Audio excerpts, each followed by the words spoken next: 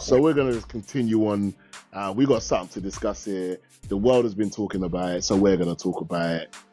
They started the process to let us know who is going to be in arguably the biggest movie of the bloody decade. That's what they want us to do. We're going to discuss it shortly. Avengers Doomsday. Right, I'm dissing it already. That's not good. The cast itself, there was some surprises. There was some people we knew it was going to be happening.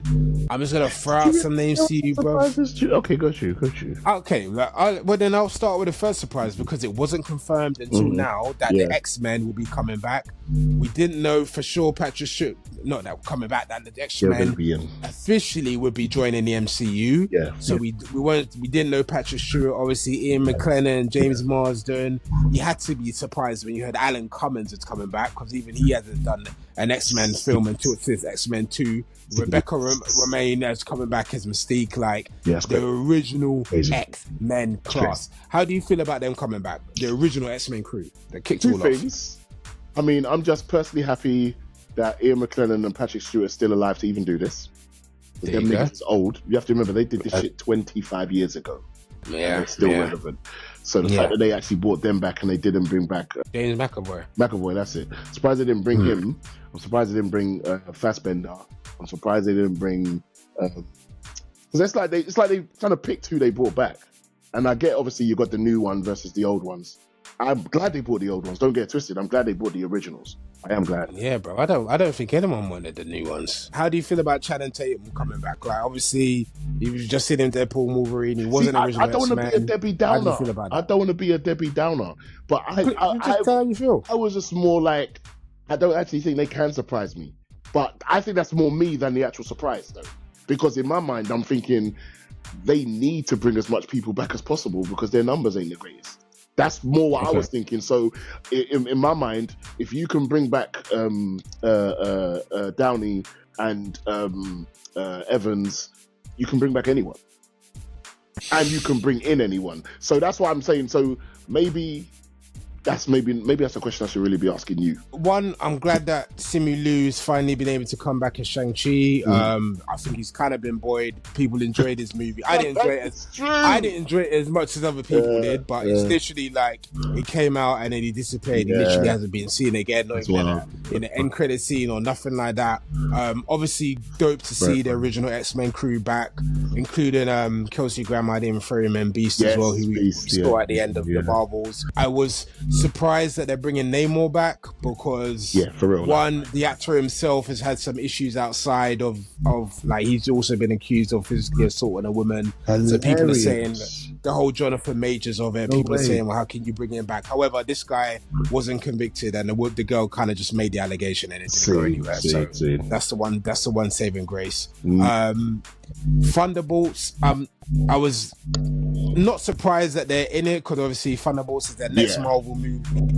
That some people are saying they kind of spoiled Thunderbolts by them being in Doomsday. It's almost confirming every single person in the Thunderbolts is going to survive. So it almost takes away the kind of anticipation about what could happen about Thunderbolts. But I was glad to see them back. Fantastic Four. Don't you think? Well, let me ask you this question. Don't you think that's kind of par for the course in regards to how Marvel is doing this whole connected universe? It can actually spoil storylines because they always want to keep us interested, so they're showing us so far ahead of what's coming next, because this film isn't coming for over a year and they're showing us now, but we're about to, like you said, Thunderbolts is out in a few weeks. Mate, letting us know that in a sense we can think, okay, if you're showing us that they're going to be in this, yes, obviously it could be flashbacks, but we know it's not. We know that means they're all going to survive. You're almost spoiling future stories, and I feel they're going to keep doing it. But this is also why I feel they really ran heavy with the multiverse shit, because it gives them the excuse to bring back whoever they want to bring back. Do you not think that's going to harm the future Marvel movies in the next phase, or it just in the future actually? I think the one saving grace they have is that Doomsday and Secret Wars, pretty much in the comics, it's all based around the multiverse thing. So it's clear that they started this phase to lead up to this. So, and it's virtually been confirmed by Kevin Feige that it's ending after this. So whilst I agree, and people haven't really taken to it. I think this is going to be a good way to go out with a big bang, bring back everyone. A lot of people are complaining about who wasn't mentioned. Obviously, we don't have no Mark Ruffalo, we don't have no Tom Holland. Chris Evans, even though it was confirmed a while ago, wasn't in the casting announcement. Peggy Carter wasn't in the casting announcement. So there's lots of other people. Doctor Strange, Benedict Cumberbatch, but you kind of go saying so. There's other people that weren't mentioned. Yeah. However, I think they're going to save a lot of those individuals for Secret Wars, and I think what we saw, those individuals, you can basically break it down to the Fantastic Four, the Thunderbolts, the Wakandans, because we got like Shuri, M'Baku, Namor, and then the X-Men. And it's going to be them basically all going against Doctor Doom. So personally, while I think the multiverse thing, again, I agree with you, hasn't worked to the extent that they wanted it to work. If there was one story they could have pulled out of their back pocket, because the whole thing about Secret Wars is about multiverses and different variants of individuals and different worlds coming together to fight a common enemy. So again, even then, even the Thunderbolts theory is that they could technically all die in the movie, but this could be a multiversal version of them. Exactly.